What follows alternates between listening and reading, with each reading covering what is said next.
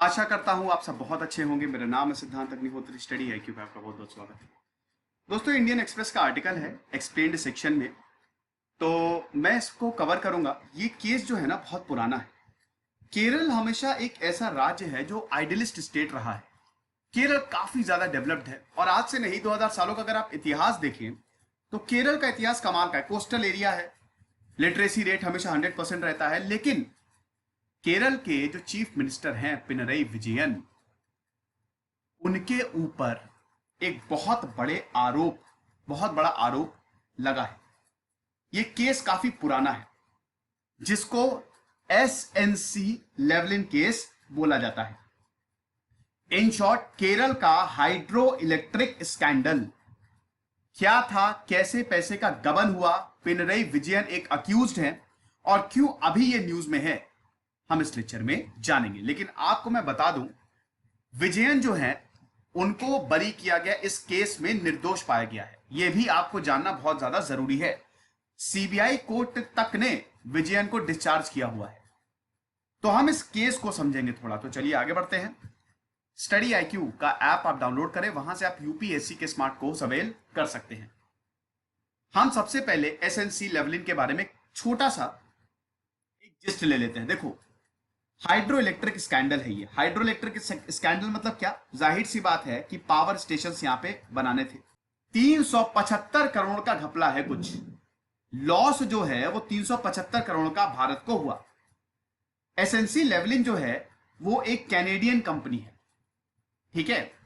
केरल सरकार और कनाडा की कंपनी SNC लेवलिन ने 1995 में कॉन्ट्रैक्ट साइन किया था ताकि आप हाइड्रो इलेक्ट्रिक इंफ्रास्ट्रक्चर को डेवलप कर सके।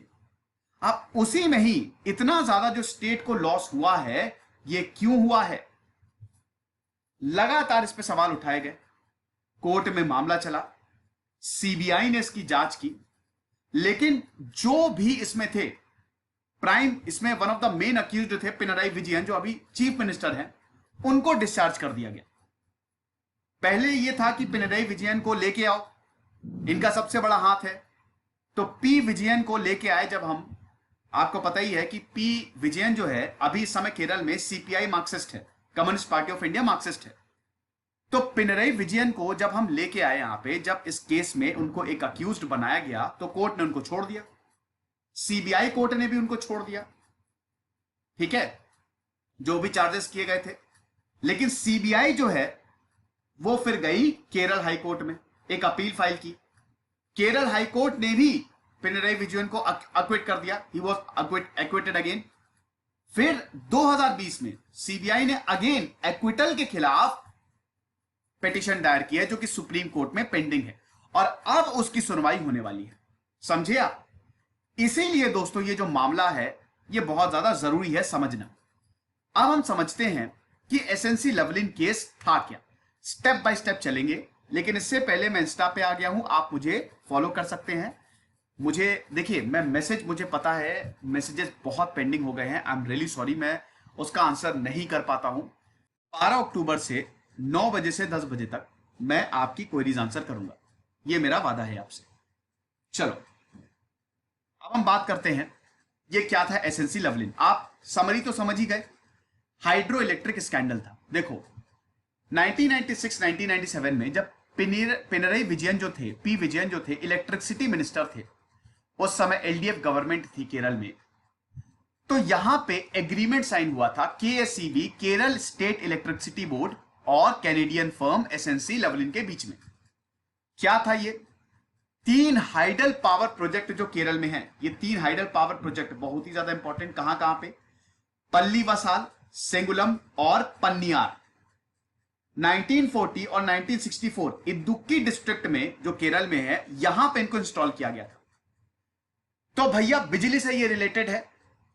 ये जो 3 हाइडल पावर प्रोजेक्ट्स है केरल में, बेसिकली ये एग्रीमेंट साइन हुआ था कि आप इसका इंफ्रास्ट्रक्चर डेवलप करेंगे। तो केरल सरकार ने कनाडा की फर्म से बोला, SNC लेवलिन से, कि आप इसको डेवलप करिए। और उस समय मिनिस्टर कौन थे? इलेक्ट्रिसिटी मिनिस्टर पिनरई विजयन, जो अभी चीफ मिनिस्टर है केरल के। मोमेरेंडम ऑफ अंडरस्टैंडिंग साइन हुआ। 2 एंटिटीज, कांग्रेस रिजीम थी उस समय, आपको पता ही है, 1991 से लेकर 1996। PV Narasimha Rao, India after independence पूरा कवर किया मैंने, पीवी नरसिम्हा राव की भी बायोग्राफी कवर किया, आप देखिएगा। उस समय कांग्रेस गवर्नमेंट थी, कांग्रेस रेजिम थी। लेकिन विजयन का जो टर्म था 1997 में, इस मेमोरेंडम ऑफ अंडरस्टैंडिंग को एक फिक्स्ड प्राइस डील में कन्वर्ट कर दिया गया। अब फिक्स्ड प्राइस डील क्या है? आप मुझे इक्विपमेंट दो, मैं आपको पैसे दूंगा, सिंपल। मुझे आपसे कुछ खरीदना है, मैंने प्राइस फिक्स कर ली है, हटाओ मेमोरेंडम ऑफ अंडरस्टैंडिंग। तो ये कन्वर्ट हो गया फिक्स्ड प्राइस डील में।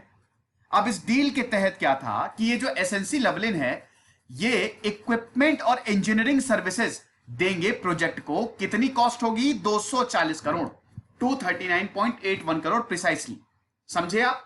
तो ये मेमोरेंडम ऑफ अंडरस्टैंडिंग किसमें कवर हो गया, कन्वर्ट हो गया फिक्स्ड प्राइस डील। अब इस डील के तहत एसएनसी लवलिन को इसको पूरा रिनोवेट करना था। जो भी केरल में हाइडल प्रोजेक्ट है, मतलब 3 हाइडल प्रोजेक्ट जो इदुक्की डिस्ट्रिक्ट में है, उसको रिनोवेट करना था। इक्विपमेंट देने थे, इंजीनियरिंग सर्विसेज देनी थी। यहां तक आपको बात समझ में आई? अभी तक सब कुछ बढ़िया है, आप हमको सर्विस दो, हम आपको पैसे देंगे, सिंपल सी बात है। अब देखिए यहां पे ट्विस्ट आएगा। ट्विस्ट कैसे आया? ये जो रिनोवेशन है हाइडल स्टेशन का, ये 2001 तक, सितंबर 2001 तक कंप्लीट होना था। इसको सितंबर 2001 में ये कंप्लीट नहीं हुआ। कंप्लीट कब हुआ? 2003 में। ध्यान दीजिएगा, 1997 में ये फिक्स्ड प्राइस डील साइन हुई है। 4 साल में आपको कंप्लीट करना था, 6 साल लग गए। फरवरी 2003 आ गया। फरवरी 2003 आ गया। फरवरी 2003 आया। पैसे कितने थे? 240 करोड़ में पूरा करना था फिक्स्ड प्राइस। कितने पैसे दिए? 250 करोड़, 10 करोड़ एक्स्ट्रा। ऊपर से फाइनेंशियल लायबिलिटी कितनी है? 70 करोड़ की फाइनेंशियल लायबिलिटी, और यानी कि 250 प्लस 70 आप जोड़ लीजिए, तो फाइनेंशियल लायबिलिटी इतनी हो गई 250 करोड़, 250 करोड़, इतना ज्यादा। अब देखो, ये केसीबी का फेलियर था। केसीबी का भाई यहां पे सर्विस की तरफ, मतलब आप इक्विपमेंट हमको सप्लाई करेंगे, ट्रेनिंग पर्सनल, तो एक तरीके से केसीबी की तरफ से भयानक फेलियर था, क्योंकि वक्त पे टेक्नोलॉजी ट्रांसफर नहीं हो पाई, ज्यादा पैसे लगे, पर्सनल की ट्रेनिंग भी प्रॉपरली नहीं हो पाई, यानी कि जो कॉन्ट्रैक्ट था वो तो प्रॉपरली एग्जीक्यूट ही नहीं हो पाया। ऊपर से अब आप देखिए, इतना पैसा खर्च करने के बाद जो एसएनसी लवलिन कनाडा से जो ये आए, जो इक्विपमेंट आए, they turn out to be defective, और कुछ तो अनयूजेबल थे। आप प्रोडक्ट लेते हैं, जब खराब निकलता है, इतने पैसे दिए, दिमाग भन्ना जाता है कि नहीं? ये हुआ केरल गवर्नमेंट, लेकिन यहां पे सरकार इन्वॉल्व है, तो यानी कि कुछ तो गड़बड़ है दया। इतना पैसा गया, इतना बेकार प्रोडक्ट मिला है, तो इसका मतलब कुछ गड़बड़ झाला है कहीं ना कहीं से। तो आप समझ ही रहे हैं ना मैं क्या, कुछ ना कुछ तो गड़बड़ हुई है यहां पे, किसी ने तो पैसे खाए हैं यहां पे। यही पूरा स्कैंडल हुआ। अब इसके लिए एक कमिटी बैठाई गई, असेंबली सब्जेक्ट कमिटी 2001 में। यहां पे ये बताया कि लवलिन, ये जो कंपनी थी, जबरदस्त लॉस हुआ, केरल सरकार को भयंकर लॉस हुआ। उस समय क्या थे, सीपीआई मार्क्सिस्ट के जो लीडर थे, कोदियारी बालकृष्णन, जो समय अभी पार्टी के स्टेट सेक्रेटरी हैं और मेंबर है पॉलिट ब्यूरो। आपको पता ही है कि जितनी भी मार्क्सिस्ट पार्टी या कम्युनिस्ट पार्टी होती है, उनमें पॉलिट ब्यूरो होता है। ये वो ग्रुप होता है जो सब कुछ डिसाइड करता है, सबसे इंपॉर्टेंट। तो उस समय ये भी मेंबर थे। अब कांग्रेस सरकार जो है वो पावर में आ गई। अब जैसे ही कांग्रेस सरकार आई पावर में, उसने तुरंत बोला विजिलेंस प्रो, विजिलेंस अब जांच करेगी। लेकिन उसके बावजूद कुछ ज्यादा हुआ नहीं। इसी दौरान एक चौंकाने वाला खुलासा हो गया। ये सब तो चल ही रहा है, जांच हो रही है, नहीं हो रही है, कैग ने रिपोर्ट निकाल दी। अब कैग ने रिपोर्ट निकाली, 375 करोड़ का लॉस हुआ। होश उड़ गए सबके। जो पैसा बता, कहां 239 करोड़ की डील तो छोड़िए, लॉस देखिए 375 करोड़ का। लोगों का मूड खराब हो गया कि यार ये क्या है, पैसे तो भाई हम ही लोगों के हैं ना, लॉस हो रहा है, हम ही लोग, हम और आप। ये तो भूल जाइए कि आप टैक्स नहीं देते हैं। हर एक, आप एक सुई भी खरीदते हैं, उसका भी, हेयर पिन भी खरीदते हैं, उसका भी टैक्स लगता है। एक पेन भी खरीदते हैं, उसको भी आपको टैक्स देना पड़ता है। अब ये जो ऑडिट रिपोर्ट थी, इसने पूरे स्कैम का कोर्स ही बदल दिया। विजिलेंस जो अभी तक इसकी प्रॉपरली जांच नहीं चल रही थी, अब इसको रिवाइव किया गया और 2006 में विजिलेंस ने अपनी रिपोर्ट को सबमिट किया। 8 लोगों को यहां पे अक्यूज्ड माना कि इन 8 लोगों की गलती की वजह से यह हुआ है।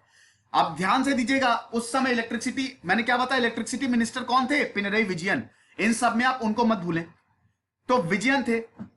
विजिलेंस ने उस समय कांग्रेस सरकार को इन्फॉर्म नहीं किया और एफआईआर फाइल कर दी।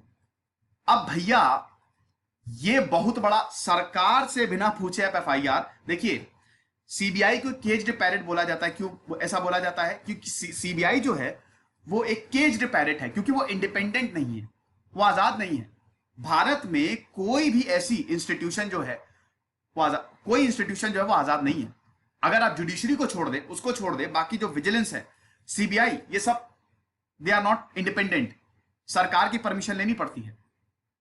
अब अभी तक पी विजयन का यहां पे कोई नाम नहीं है, सिर्फ और सिर्फ केएसईबी के ऑफिशियल्स थे। They were in the list of the accused. 2006 में क्या हुआ, एलडीएफ सरकार जो थी लेड बाय वीएस अच्युतानंदन, उन्होंने ऑफिस लिया। सरकार जो है, देखो मैंने क्या बताया, 1997 में किसकी सरकार थी, एलडीएफ, फिर कांग्रेस की सरकार है, फिर एलडीएफ की सरकार आ गई। तो एक तरीके से ये सब एलडीएफ सरकार में शुरू हुआ। तो भाई एलडीएफ सरकार तो जाहिर सी बात है वो थोड़ा सा आनाकानी करेगी। जब सीबीआई जांच की बात उठी तो ये सरकार बोल रही थी नहीं नहीं सीबीआई को हम नहीं देंगे। उस समय जो पी विजयन थे वो पार्टी के सेक्रेटरी थे, स्टेट सेक्रेटरी थे। फिर इसी दौरान पीआईएल डाली जाती है, पब्लिक इंटरेस्ट लिटिगेशन कोई भी डाल सकता है। हाईकोर्ट में पीआईएल डाली गई और यहां पे फिर कोर्ट ने ये बोला, फाइनली हाई कोर्ट ने बोला कि बेटा तुम जाके जांच करो। सीबीआई को बोला कि बहुत हो गया, सरकार बोले, कोर्ट देखिए दो रास्ते होते हैं ना, एक तो सरकार के थ्रू और एक कोर्ट बोल दे कि सीबीआई जांच। ये मैंने आपको बताया था कि सीबीआई जब जांच कैसे करती है, वो लेक्चर अवेलेबल है।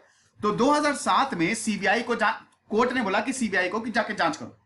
अब यहां से असली जांच शुरू होती है। और अब सीबीआई की जब एंट्री हुई तब पी विजयन को, जो उनकी रिपोर्ट आई, पी विजयन को भी एक अक्यूज्ड माना गया कि यह सब कुछ इलेक्ट्रिसिटी मिनिस्टर पी विजयन की ही देखरेख में हुआ है।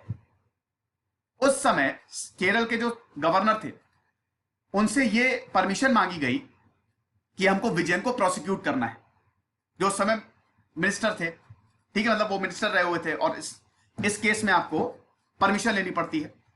और गवर्नर ने बोला कि ठीक है आप प्रोसिक्यूट कर सकते हैं विजयन को। पहली बार ऐसा हो रहा था क्योंकि सीपीआई अपनी अच्छी छवि के लिए हमेशा जानी जाती है। सीपीआई हमेशा ये गर्व से बोलती है कि देखो हम करप्शन नहीं करते, हम तो भाई सोशलिस्ट हैं, हम तो लोगों की बात करते हैं।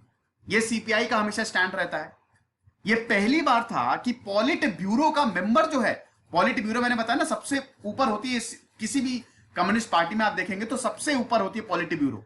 यहीं से ही जो पार्टी के लीडर्स हैं या जो देश के लीडर्स हैं, जैसे चाइना में भी यही पॉलिट ब्यूरो से ही चुन के आते हैं। तो पहली बार ऐसा था कि पॉलिट ब्यूरो का मेंबर जो है उसको प्रोसिक्यूट किया जा रहा था। विजयन जो थे वो एक अक्यूज्ड थे। सीबीआई ने अपनी फाइनल रिपोर्ट पेश की। इसमें 11 अक्यूज्ड थे, इसमें एक थे विजयन, एक विजयन और एक सीनियर एग्जीक्यूटिव एसएनसी लेवलिन के, बाकी 9 ब्यूरोक्रेट्स थे। तो टोटल 11 हो गए। ये समझ गए? ज्यादातर रिटायर हो चुके थे और कुछ तो मर भी गए थे। विजयन के ऊपर सेक्शन 120B 420 420 होती है ना, 420 ऑफ द आईपीसी, सेक्शन 13 और 13(2) of the prevention of corruption act, इसका आरोप लगा। सीबीआई ने यह भी बताया कि विजयन ने बिल्कुल कोऑपरेट नहीं किया। अब दोस्तों सीबीआई की अपनी कोर्ट होती है, सीबीआई का ट्रायल कोर्ट होता है। सीबीआई में ये शुरू हुआ। भाई सीबीआई मतलब सीबीआई कोई कोर्ट में होगा ना वो, तो सीबीआई के ट्रायल कोर्ट में जो ये पूरा केस है वो चला। सीबीआई का जो ट्रायल कोर्ट है तिरुवनंतपुरम में, जब ये केस चला सीबीआई कोर्ट ने विजयन को डिस्चार्ज कर दिया, उनकी पिटीशन को ही डिस्चार्ज कर दिया। और बाकी जो 6 थे, 2013 बहुत इंपॉर्टेंट इवेंट है, उनको भी हटा दिया। यानी कि पी विजयन बेगुना और बाकी 6 भी, टोटल 7 बेगुना, 11 में से 7 बेगुना है। सीबीआई ने दोबारा इस डिसीजन को चैलेंज किया और सीबीआई हाईकोर्ट गई। आप समझ रहे ना फर्क? यहां सीबीआई ट्रायल कोर्ट अलग है, इन्वेस्टिगेटिंग एजेंसीज जो हैं वो सबूत इकट्ठा करती हैं, रिपोर्ट बनाती है और फिर अपने कोर्ट में पेश करती हैं। तो सीबीआई ट्रायल कोर्ट ने खारिज कर दिया। तो सीबीआई का मन नहीं माना, सीबीआई ने बोला नहीं कुछ तो गड़बड़ है, विजयन है अक्यूज्ड, कुछ उन्होंने गड़बड़ की है। वो गए हाईकोर्ट। हाईकोर्ट ने भी पार्शियली अलाउ किया एजेंसी की रिवीजन पिटीशन। ठीक है, अब हुआ क्या कि 2017 में हाईकोर्ट का फैसला आया, 4 साल तक चला और 2017 में फाइनली हाई कोर्ट ने यह बोला कि जो सीबीआई कोर्ट ने बोला था वो सही था, और हाई कोर्ट ने यह बोला कि आपके पास प्रॉपर सबूत है ही नहीं, prosecution does not have sufficient and satisfactory material. तो फिर क्या हुआ? इसी बिना पे पिनरई विजयन को फिर से डिस्चार्ज कर दिया, यानी कि पिनरई विजयन हर जगह से डिस्चार्ज हुए हैं। सीबीआई तब भी नहीं मानी। अब सीबीआई ने ये जो एक्विटल हुआ भाई, इनको बाइज्जत बरी कर दिया। सीबीआई ने फिर से पिटीशन डाल दी है, ठीक है। अब उसकी सुनवाई जो है वो अभी होने वाली है कि भैया ये जो एक्विट किया गया है ये सही नहीं है। सीपीआई का हमेशा से ये कहना है कि ये जो पूरा खेल रचा गया है ये पिनरई विजयन की इमेज को खराब करने के लिए रचा गया है। अब दोस्तों क्या सच्चाई है क्या नहीं, हम सबको कोर्ट का डिसीजन मान के चलना है। कोर्ट जुडिशरी बहुत बहुत बहुत अच्छे से काम करती है, सबूतों पे काम करती है, ठीक है, वो बायस्ड नहीं होती है। तो जो आएगा वो देखेंगे हम। फिलहाल ये थी स्टोरी। आई होप इसमें आपको कोई भी प्रॉब्लम नहीं हुई होगी। खुश रहिए, पढ़ते रहिए। जैसे सिद्धांत अग्निहोत्री साइनिंग।